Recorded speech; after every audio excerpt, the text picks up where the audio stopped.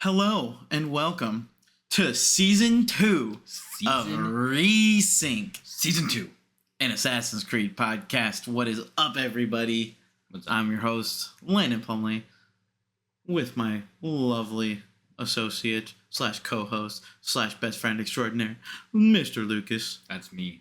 How are you, buddy? I'm doing pretty good. Really tired because it's late. It's very late for us. You want to explain why it's so late? Basically, I suck at life. I decided to get drunk instead of play Assassin's Creed. and then I played Assassin's Creed really late after work today. Yep. And hence the lateness of now. Yeah. Man, I'm gonna have to get right on uploading this too for Patreon. Ah, shit. Yeah, which quick shout out to our Patreon subscribers. Oh, yeah. Really appreciate the support. Yeah, Patreon's going well. Like I said, we've got a couple tiers right now. Want to continue to reiterate that. In case you guys didn't watch the bonus episode from last week, we have a Patreon now, so that'll be linked below. Also at patreon.com/resyncpodcast. So you can go, there's a couple tiers you can subscribe to if you'd like to help support the show, because this isn't free to produce and it helps us out a lot, and we're hoping to have some really cool extra bonus content on there, as well as early access to these episodes ad-free, and so lots of cool stuff there. But thank you to our Patreon subscribers. Yes. Good thank times. you guys. So yeah, we wanted to do something cool going into season 2, and that was what we decided. So how's it going, guys? We're here. We've made it to Assassin's Creed 2. We started with Assassin's Creed Lineage last week in our bonus episode, of which I had a trivia question that I'll go over real quickly here. Last week's trivia was that how many parts was Assassin's Creed Lineage? Because it is a short film, but it was broken up into little segments that were released in the weeks prior to Assassin's Creed 2's release. How many parts were there? Well, It was 3. the correct answer was 3. 3 parts, which, you know, is kind of not too difficult to deduce, just because there are 3 main settings in the film. So they each kind of have their own distinct little, like, sense of atmosphere, I guess you could say. But yeah, it was released in 3 parts. And so congrats to all who answered correctly. We'll get into this week's trivia question later on, but we're now in Assassin's Creed 2 proper. Heck. And I mean, it's the best Assassin's Creed for a reason. Now, obviously, this is sequence 1. This is the start, but boy, oh boy, do we have a lot to talk about. Man, does it go hard. Right out the gate. And it is just a phenomenal video game. Yes. Lucas, initial first impressions. Or I guess I could say second impressions, or 15th impressions at this point, because it's great. But yeah, what are your thoughts? I forgot how, like, almost fast and slow it felt at the same time. Like that, like all the Desmond stuff is like, we gotta go, let's get out of here, and then like all the Ezio stuff is like, let's take our time, let's get to know this family, and it's just like this weird, like, double, like, personality of story. Juxtaposition. It's the term for that. Hey. Yeah. Words. It creates an interesting juxtaposition between the fast pace of the modern day story versus the slow, almost sensual nature of Ezio's side of the story. At least for this sequence. Yeah. Because, for the end of the sequence, which we'll get into soon, I mean, things are popping off. But, yeah, we're getting into here now, which, I mean, leading into the game, it just recaps the first game. It gives a little quick synopsis, gets you up to speed, just in case it's been a couple years since you played. And, Lucy's taken away. And Desmond is kind of alone and not sure what's going to happen to him, whether he's going to live or die. Who knows? Yeah. He's kind of in a bit of a limbo.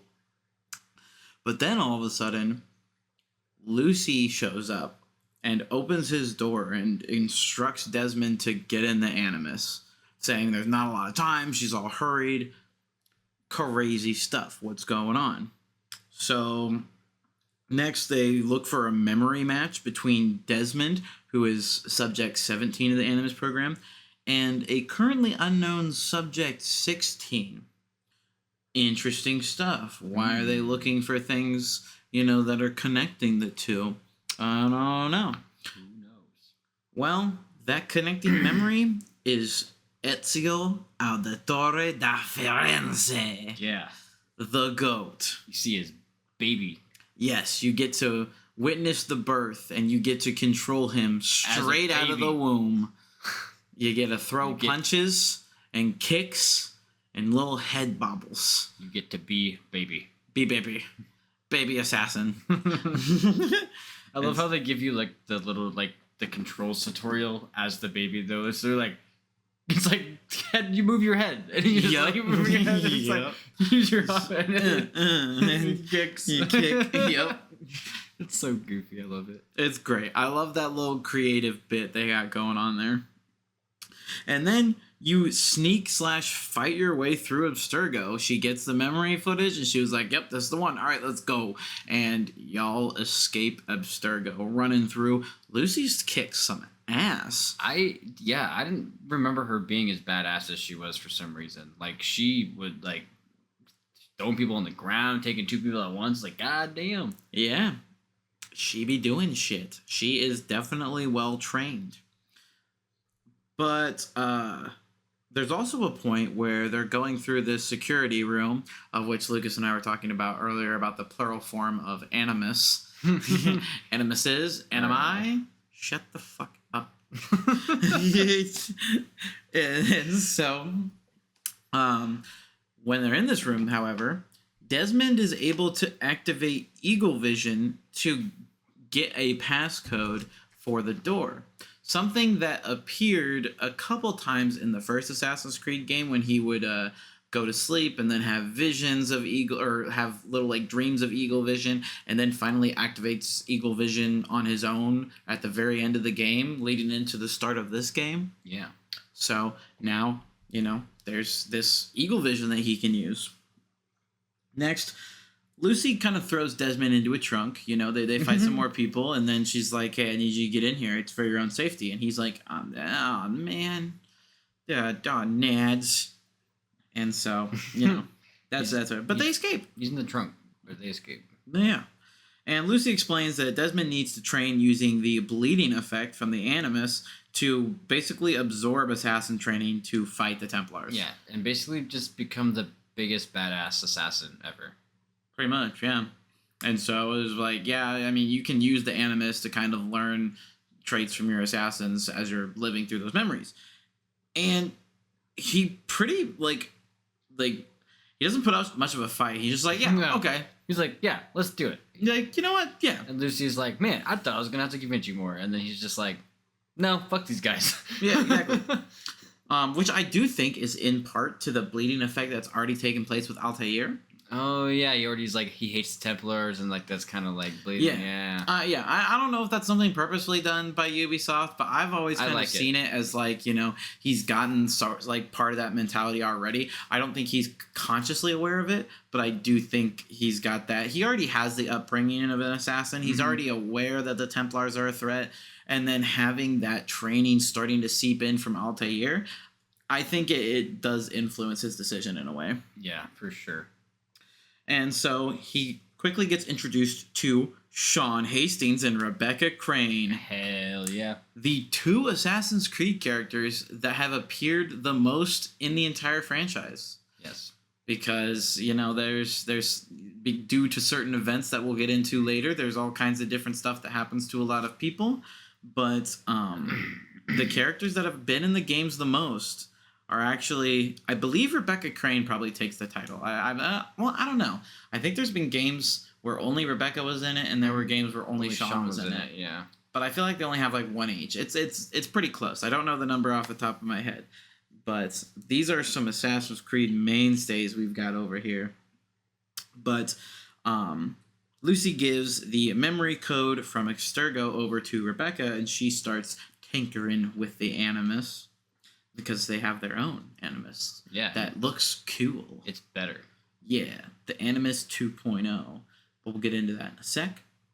So next, Desmond thanks Lucy for helping him escape and apologizes for his earlier incompetence, which she kind of brushes off because, I mean, honestly, it's very valid. You get kidnapped by somebody, you know, I mean, I'd be a little upset too. What the fuck? What the fuck? Yeah, exactly. You know, how is he supposed to know that Lucy was on his side? But, you know, and honestly, he was pretty nice to Lucy from the jump. He didn't really do all that much to her. I mean, what are you going to do when Kristen Bell's like, hey? Exactly. You're going to be like, you know what? Fuck yeah. Yeah, let's do it. And so you can also ask her about your eagle vision, which she contributes to the bleeding effect, saying that you get eagle vision from Altair. So we already know that he has some sort of, you know, he's gained something from Altair. So that's also kind of why I'm thinking more like get into more of that assassin mindset. But then you can also go over and talk to Sean and ask about his research. And he basically he's like, you're a pussy. He's basically like, you wouldn't understand, you idiot. It's really important stuff that is way better than your puny little existence. And says that he is the basically Rebecca chimes in to explain that Sean is the knowledge expert of the group as well as the head of comms with all of the field agents that the assassins have. So a bit of a bigwig in the assassins community, you know, he is a pretty important guy, but he's very much a dick about it. He's a dick. So, you know, he called like Desmond a baby basically because he was like not fighting out in the field. Yeah, pretty much. Like, meanwhile, Sean is also not fighting in the field. It's just like okay. Yeah, all right, pussy. And so when he asks her about her role, Rebecca explains that she basically keeps the Animus 2.0 running. And so she's kind of like the engineer, repair mechanic lady. She's smart. Yeah, she's a little smart cookie. We love Rebecca. Rebecca's great. And then you're instructed to hop in this Animus and see what's going on. Enter 1476, Repubblica Florentina. Hell yeah. We're in Italy, and we get to play as Ezio Auditore da Firenze. And you're here to start some shit. Yeah, 100% antagonizing Viero de Pazzi. Yeah, there's some gang warfare going on. I mean, just Italians being Italians. And so, they get into a big old fist fight. And his older brother Federico also joins in, basically coming in and being like, "Man, you're so stupid, little brother." And then it's like, "Fuck it." Well, he's like, "Can you even take all these guys?" Like, yeah, like I'm gonna make sure you can. Right, exactly. There we go. And so they have a little fun. But Viero also chucks a rock at Ezio's face and gives him a nice little mouth scar. A little scary. Yeah. What I think is crazy is like you're like looting those guys to like. You know, because you have to get the money for the doctor. And it's like, get 200. And I was like, that's a lot to loot for this freaking thing. And then I looted one of the guys. It was like 110. I was like, holy cow. Yep. Just carrying that much money on him. Yep. I literally, like every single time I play this game, I will loot every single body. I don't just go to 200 because I'm like, no, give me all the cash. I loot everybody. That's part of why I'm so rich in this game. I loot everybody. No pocket left behind. But so then, yes, Ezio goes to the doctor with Federico and is then challenged to a race on the way home. So this is you get introduced to like the doctor system. If you're ever injured, you could go to a doctor and get healed up. You can also get upgrades to your medicine pouches and stuff. Which I always thought was even back when I was playing, I never really understood the doctors because like if you're not like detected, your health just goes up. Yep. Yeah, it kind of felt like an unnecessary inclusion. And you also have medicine. Yeah. Like, it makes sense for the medicine upgrades. Yeah, for the medicine upgrades, fine. But, like, I don't really need to heal. Why would I spend money on that? Yeah. It'd be one thing if it was free. Yeah.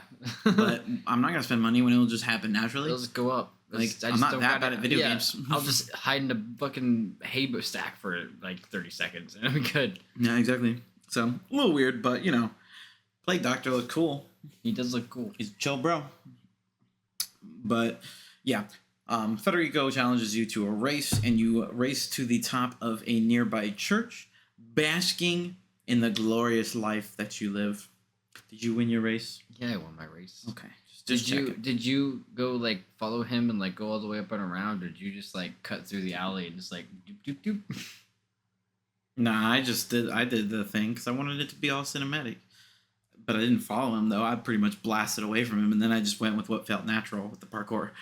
I just went like straight towards the church, and then I turned left at this like wall, and I just climb, and I went on like this like little roof area to the church, and I was just like right there. I was like, that was easy. Very risky, though, because what if you hit an area you couldn't climb, and you said then you'd be losing time. I trusted it. Yeah, I mean, it paid off at the end, so you know what? You made the right call. But yeah, those are, and then that's a bit of like your first introduction to parkour in the game, which is so much faster than the first game. Yes. I still think the parkour in the first game was good outside of like a couple small issues. But they refined it so much in terms of the speed. You can go flying up them walls. Don't know if they did much with the physics though, because I definitely had a time in this sequence where I was at a sync point and I went to jump into the haystack, and he just jumped in the completely wrong direction and face planted and died. So I was like, that is stupid. Awesome. But, so you know, still some things here and there. But overall, a very good parkour system that has been improved. It's a lot quicker. You feel like a bit of a spider monkey, and it's awesome. Yes. But very good stuff. And so after their little church top little rendezvous, Ezio decides, I'm not going to go home just yet. Yeah, I need some poo-tang. He needs him some pussy. So he goes to Christina's place. And so, you know, throwing the nasty with her. And he's a bit of a cavalier about it. He's very much like, you know, if I seduce you, babe, type shit. He be all over the place. He be Mr. Suave. Yeah. My favorite is when he gets down there and she goes, "Who's there?" And he goes, "Me." Yup. like that was helpful. Well, she knows his voice. How could you forget that voice? Ezio Auditore. Love Ezio. But he ends up staying the night, and who comes in the morning but her father, who sees him and immediately shouts for the guards to kill him. Oof. So this is your first chase by the guards, which, again, I really love the intro of this game because it brings a lot of concepts back from the first game in terms of the combat and the the structure of like notoriety, things like that, all this stuff, but introduces it in such an organic way. Whereas in the first game, everything was kind of taught to you under the guise of you've been stripped of everything and need to relearn, but it's very much still in the Assassin's way. This has just been this kid's life. This is how it's going. And I really like the different approach to it and how it all kind of like leads to the same result, but told in a completely different way. And I also like feeling like I'm learning with him. You know what I mean? Yeah. Like instead of like this master assassin just forgot how to do shit. Like, okay. Mm-hmm. Right. Yeah. Everything makes a lot more sense and just really well told. And I like it a lot. And so after that little chase with the guards, you return home where your father, Giovanni, basically is like, man, you're really irresponsible. Just like me, my boy. I'm proud of you. He's like, you chasing tail, you causing trouble? My man. Oh, that's my son right there. And it's basically like, all right, I need you to deliver some letters, do some actual work now, you little shithead. This is going to Lorenzo de' Medici, who you might remember from Assassin's Creed lineage, for those that listen to the bonus episodes. This is somebody that Giovanni is close with. However, when you go to deliver this letter, he ain't even home. Where you at? Where you at, though? Can't find him, and so it's all crazy. But you do start to run around the city a little bit, where you start getting access to other things. You can buy a map for all the chests in the area, which I buy because them shits rake up money. That's the other reason of why I'm so rich, is because I will immediately buy that map so I know where all the money is in the city, so I can just get money. So it's fantastic.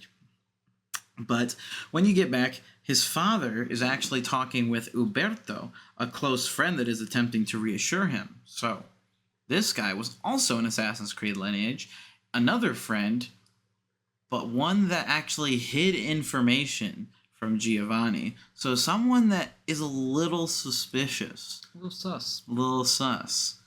And we find out why he's sus here pretty soon. So your mom, Maria, asks you to help her out with an errand. You've got a bunch of family members. Dad's basically like, hey, I'm busy with Uberto. Go help out. You know, your mother and siblings want to talk to you.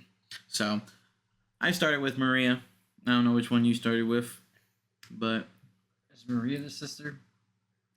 your mother. No. There's Maria, Claudia, and Petruccio. I started with Claudia. Gotcha. So I started with Maria, and she asks you to help her out with an errand. She's got to see a painter about some art. Yeah. Who also a Ninja Turtle.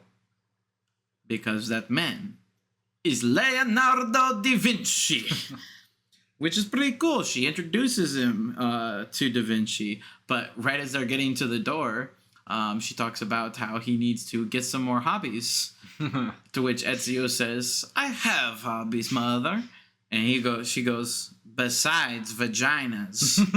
Of which he gives the very memeable face of the mother. Besides vaginas.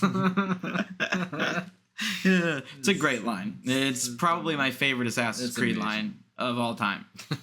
It's great. It's fantastic. It's that and then Requiescat in Pace. I mean, those are the big two. But fantastic time. And so they introduce her to Da Vinci, who says there's some paintings, and they walk and they kind of talk a little chit chat. But yeah, a little cool little thing. Wonder if he's gonna stick around. But anyway. Yeah. Next, Claudia tells Ezio that her boyfriend Duccio cheated, so he gonna go fuck him up. He said, nah, fuck this dude. And so you go hunting for him, find him in a courtyard, he's flirting up a bitch, he's over here. She's not even cute. What's he doing? That's what I'm saying. Like, from Claudia, she a downgrade. Get out of here. And so he walks up, he got aura. He just said, hey, Duccio, you a bitch. Yeah, and what are you doing talking to this whore? Yeah, literally. Bro came swinging.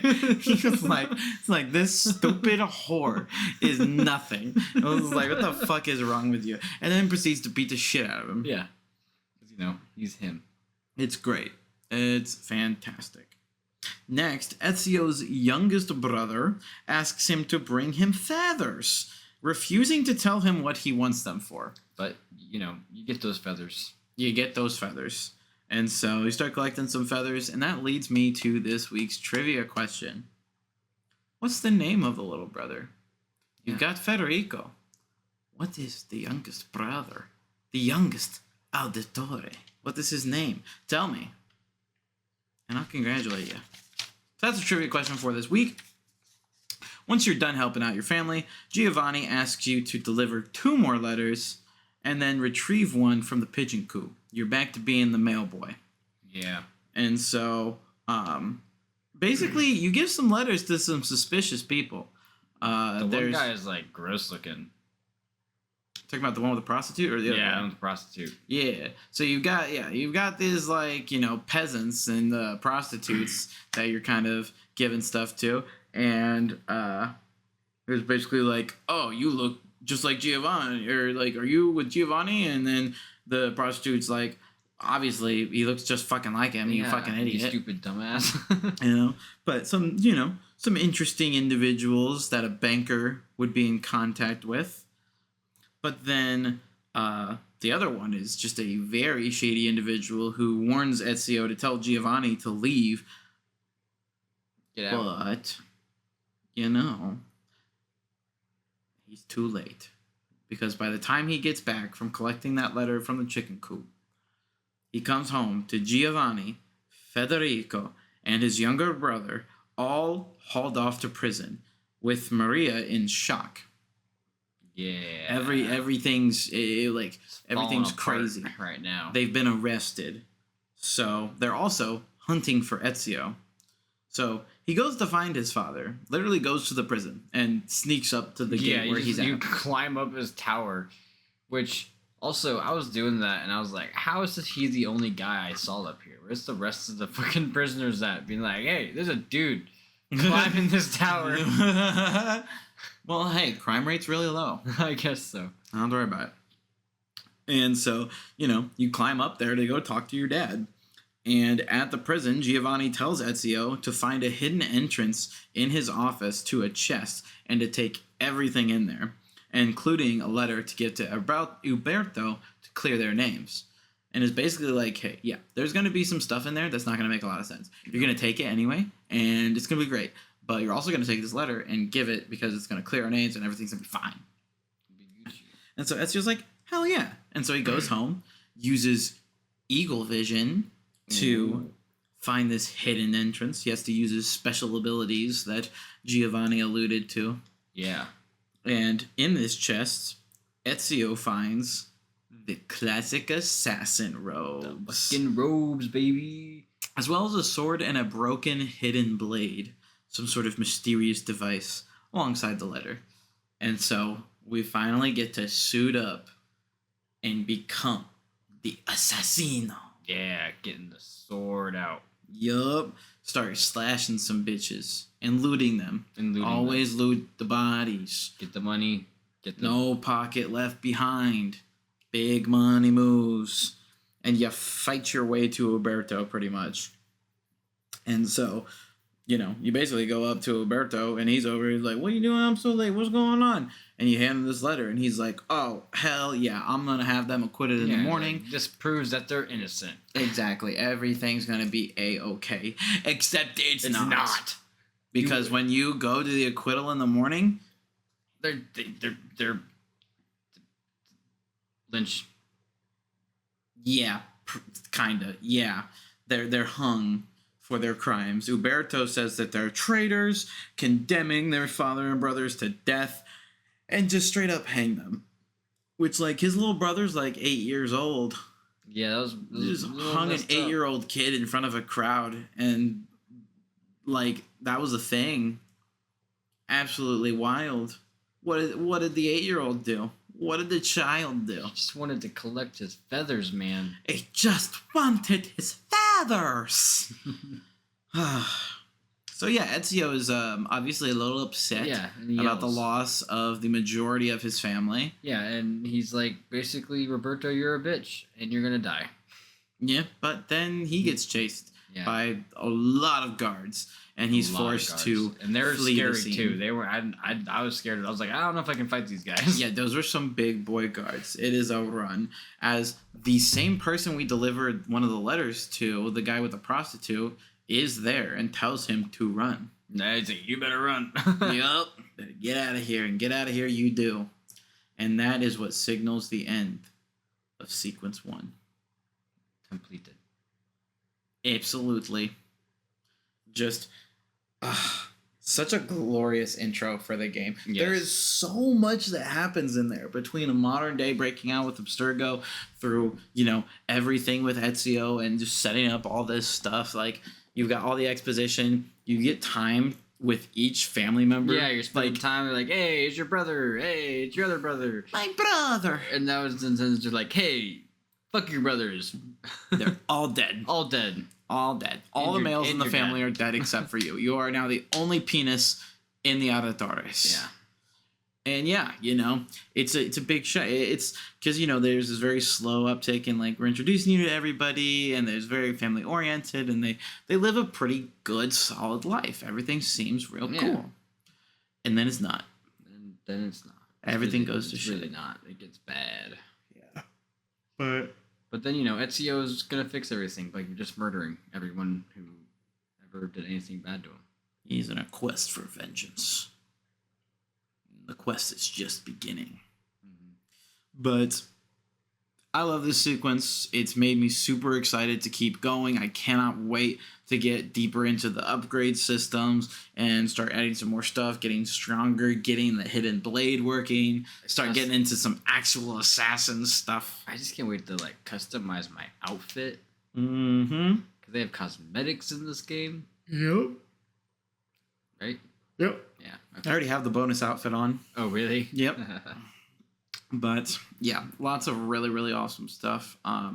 Like I said, this is the best Assassin's Creed game in my opinion. It gets off to a super strong start. So good. I cannot wait to go in more. Next week we'll get into Sequence 2, where, lots of cool stuff happens. We start to learn some cool assassin abilities and all kinds of fun stuff. But before we get out of here, a couple things I wanted to mention first in the world of Assassin's Creed. Well, those that were hoping Valentine's Day would be filled with shadows in Japan, we'll have to wait a little bit longer because Assassin's Creed Shadows has been delayed once again to March 20th. So not as big of a delay this time. They pushed it back another month just to do the polish, which honestly I'm A-okay with. As long as they're making it good.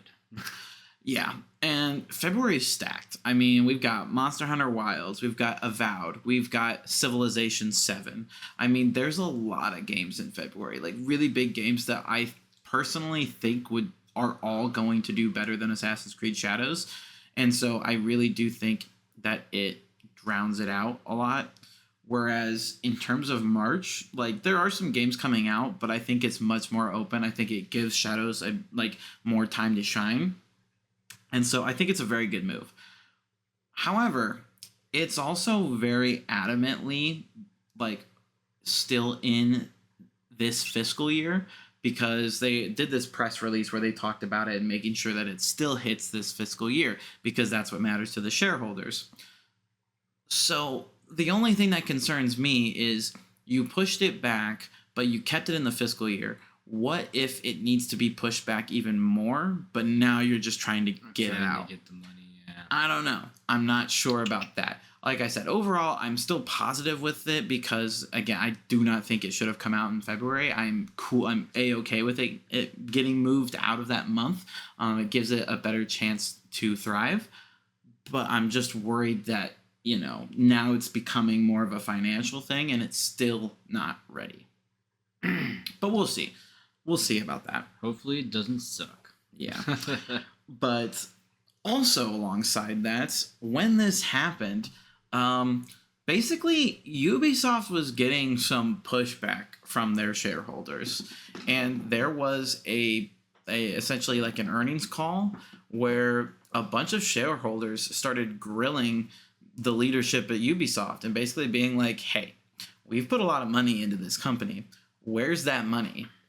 And their response was basically, yeah, we're looking at different options right now on how to get your money. And that's about it. And they're not happy. Ubisoft's in some hot water right now. Yeah, because that's exactly what you want to hear as a shareholder. Exactly. And so it's a whole thing. The specific quote that they were talking about was, the aim of this process is to unlock the greatest potential from our assets for the benefit of our stakeholders. We can't say any more than that. So it's interesting. They mentioned that they have developed a team to explore strategic and capitalistic options in order to fully exploit the value potential of our assets, and just a lot of politician-ass answers and a lot of nothing. And respect to the shareholders, they called them out for it. They said, can you be more specific? And they're basically like, no. So it's interesting. Now, the one thing people have been pointing out is that if there is a deal going on, if there is currently negotiations for a buyout, Ubisoft is not allowed to say anything. It would violate international, I believe, negotiation laws or something like that. There's something along those lines. It would violate law. So they're not actually allowed to talk about buyouts. So some people are wondering if they're being vague because they're trying to get bought out and they're shopping around different partners, or if they're just trying to be vague to hold on to hope that, either Assassin's Creed Shadows is a success or they have a really big like resurgence this year. Because either way, it seems like Ubisoft is desperate. And it can go one of two ways, because we've seen developers in this situation before where there's been a lot of, not great stuff and they've had, something great come out. EA spent most of last gen just coming out with stinker after stinker and having a lot of issues, and then came out with Star Wars Jedi Fallen Order. And now they have a huge resurgence. Their EA Originals line is going really well and having a lot of really good stuff. They're having a lot more successes over on their side of the picket fence. Now it seems to be Ubisoft's turn. So are they going to turn around and are they going to have a bit of a renaissance, if you will? Or, is this potentially the end of the Ubisoft as we know it? Who knows? But it all does seem to point towards Assassin's Creed Shadows being the determining factor for that. Yeah, so they either cook or they die.